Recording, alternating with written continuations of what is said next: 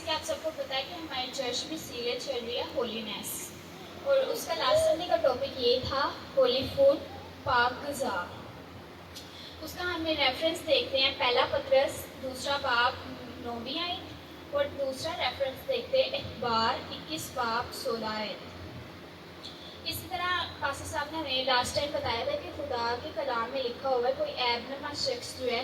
وہ خدا کی غذا گزارنے ہیکل میں نہ آئے، کیوں؟ کیونکہ وہ ہیکل کو ناپاک کرتا ہے، اور ہیکل جو کہ پاک ہے، تو اس لیے کوئی بھی ناپاک شخص وہ ہے جس کا کوئی ہاتھ کٹا ہو، کوئی لنگڑا ہو، کوئی اندھا ہو یا کانا ہو، جس کی ناک چپٹی ہو،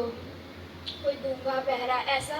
جو بھی کوئی شخص ہے نا وہ ناپاک ہوتا ہے، کیونکہ وہ خدا کی غذا گزارنے نہیں آ سکتا۔ خدا نے سختی سے منع کیا تھا کہ ایسا شخص جو ہے وہ خدا کی غذا گزارنے ہیکل میں نہ آئے، کیونکہ وہ ہیکل کو ناپاک کرتا ہے۔ تو جو قربانی ہوتی ہے وہ تو انسان کو پاک کرنے کے لیے ہوتی تھی، اس لیے خدا نے منع کیا تھا کہ کوئی ناپاک شخص جو ہے خدا کی غذا گزارنے ہیکل میں نہ آئے۔ اسی طرح ہم ابراہیم کو دیکھتے ہیں، خدا نے ابراہیم کو کہا تھا کہ تو میرے لیے کھانا تو بنائے گا، اور ابراہیم کہتا ہے ٹھیک ہے خدا۔ تو خدا کہتا ہے کہ میں نا اپنے تمہیں بتا کر نہیں آؤں گا، اپنی مرضی سے آؤں گا۔ تو ابراہیم خدا کا ویٹ کرتا ہے کہ خدا کب آئے، وہ روز خدا کا انتظار کرتا ہے کہ کب خدا اس کے گھر میں کھانا کھانے آئے۔ ایک دن ابراہیم کے گھر خدا اور خدا کے فرشتے جو ہے نا کھانا کھانے آتے ہیں، تو ابراہیم اتنی خوشی سے ان کو کھانا کھلاتا ہے۔ ابراہیم جو ہے برا ذبح کرتا ہے، اور سارا اپنی بیوی سے کہتا ہے کہ تو جو ہے نا ایک اچھی روٹی بنا، پتلی اچھا پھلکا بنا، کیونکہ خداوند کی حضوری میں دینا ہے، خداوند کو کھلانا ہے۔ اور اس میں پھر وہ خزاں میں یہ چیزیں رکھتا ہے، شہد، دودھ، گھی، ہر چیز جو اچھے دسترخوان میں رکھی جاتی ہیں ساری چیزیں، وہ سب کچھ رکھتا ہے خدا کے حضور میں۔ خدا پھر کھانا کھاتے ہیں اور اچھے بڑا ذبح کرتا ہے وہ، یہ سب کچھ جو ہے نا خدا کے کھانے کے لیے وہ رکھتا ہے۔ اس کے علاوہ جو ہے نا ابراہیم خدا کے پاؤں بھی دھوتا ہے۔ اس سب کے طریقے سے وہ ابراہیم جو ہے وہ خدمت کرتا ہے خدا کے، اور خدا سے برکت کو ریسیو کرتا ہے۔ اسی طرح نئے عہد نامے میں ہم کچھ دیکھتے ہیں کہ کچھ لوگ جو ہے نا ان کو نہیں پتہ ہوتا کہ یہ فرشتے ہیں، وہ جیسے اگر ہمارے گھر مہمان آتے ہیں تو ہم ان کو کھانا کھلاتے ہیں، تو وہ بے دیہاتی میں جو ہے نا فرشتوں کی خدمت کرتے ہیں، تو وہ اس وسیلے سے اپنے برکت کو ریسیو کرتے ہیں۔ اسی طرح عدالت کے دن جو ہے نا ہم سے ایک سوال کیا جائے گا،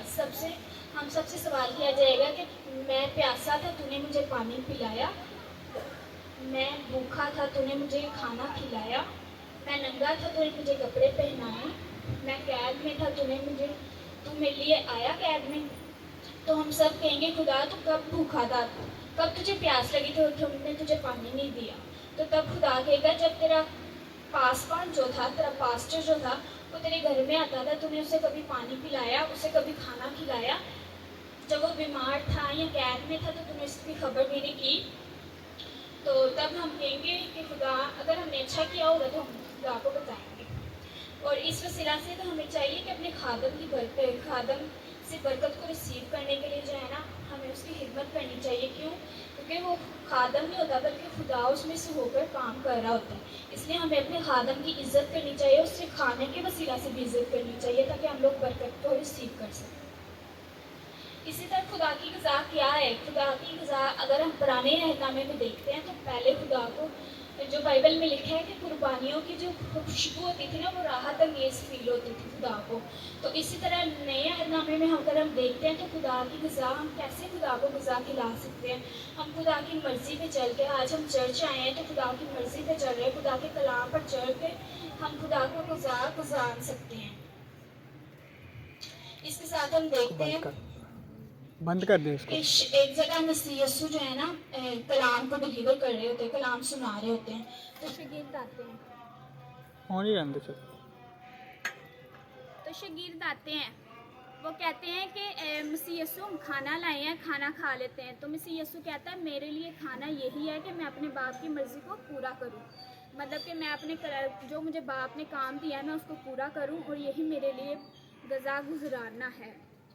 اس کے بعد پرانے عہد نامے میں یہ پھر سے میں ذکر کروں گی کہ خدا نے کہا تھا کہ جو کوئی بھی مطلب ٹنڈا، اندھا، بہرا، ناک چپٹی والا کوئی بھی خدا کی بادشاہی میں حاضر نہ ہو، کیونکہ وہ عہد مطلب جو ہیکل تھی اس کو ناپاک کرتا تھا، اور ناپاک جو کرے گا وہ قربانی کو بھی، کیونکہ قربانی پاک کرنے کے لیے کی جاتی تھی، اس لیے قربانی بھی ناپاک ہو سکتی ہے، اس لیے خدا نے منع کیا تھا کہ ہرگز ایسا انسان جو ہے نا وہ خدا کی بادشاہی میں داخل نہ ہو سکے، مطلب خدا کی ہیکل میں نہ آئے۔ اس کا یہ ہرگز مطلب نہیں ہے، وہ پہلے عہد نامے میں خدا نے کہا تھا ضرور، لیکن آج کے دن میں ہم دیکھا جائے تو ہم شاہی کانوں کا فرقہ ہیں، خدا نے ہمیں شاہی کانوں کا فرقہ بنایا، اپنے بیٹے بیٹیاں بنائے ہیں، اس لیے آج کے دن ہمارے لیے یہی ہے کہ کوئی بھی بیمار ہے، کوئی اندھا ہے، کوئی کانا ہے، کوئی بھی کچھ بھی ہے، اسے کوئی بھی ڈیزیز ہے وہ آ سکتا ہے، کیونکہ یہ نیا عہد نامہ کے مسیح یسوع کے وسیلہ سے ہم لوگ پاک ہو چکے ہیں، اس کے بلڈ کے وسیلہ سے ہم لوگ پاک ہو چکے ہیں، شفا پا چکے ہیں۔ تو اس لیے آج کے دن جو بھی کوئی لنگڑا ہے، کوئی اندھا ہے، کوئی کانا ہے، کوئی بھی اسے ڈیزیز ہے تو وہ خدا کے گھر میں آ سکتا ہے۔ پہلے وہ خدا کے گھر کو جو ہے نا ناپاک کرتا تھا، لیکن آج کے دن میں مسیح یسوع نے ہماری خاطر جان دے دیا، اس لیے اب ہم لوگ ناپاک نہیں بلکہ شاہی کانوں کا فرقہ ہیں اور مقدس قوم ٹھہرائے ہیں۔ اسی لیے آج کے دن ہمیں کوئی بھی بیمار شخص جو ہے چرچ میں آ سکتا ہے۔ اسی طرح ہم روحانی اپنی زندگی میں دیکھیں کہ جسمانی اگر ہم ٹنڈے ہیں، لنگڑے ہیں، کانے ہیں، اندھے ہیں، ناک چپٹی ہے، چل سکتا ہے، لیکن خدا کی بادشاہی میں ایسا نہیں چل سکتا۔ اپنی روحانی زندگی کو ہمیں نوٹ کرنا پڑے گا کہ ہم لوگ کیا اندھے تو نہیں ہیں، کانے تو نہیں ہیں اپنی روحانی زندگی میں، یہ نہ ہو کہ ہم یہاں پہ زمین پر ہی رہ جائیں۔ اسی لیے ہمیں اپنی روحانی زندگی پہ زیادہ سے زیادہ غور کرنا چاہیے کہ ہم ناک چپٹی والے تو نہیں ہیں، اندھے تو نہیں ہیں، کانے تو نہیں ہیں، ٹنڈے تو نہیں، لنگڑے تو نہیں ہیں۔ ہمیں مطلب اگر کوئی ہے بھی ہے تو اپنے آپ کو ریسٹور کرے اور خدا بحال ہو اور خدا کی حضوری میں جانے کے لیے تیار ہو۔ اس کلام کے وسیلہ سے خدا آپ کو مجھے برکت دے، آمین۔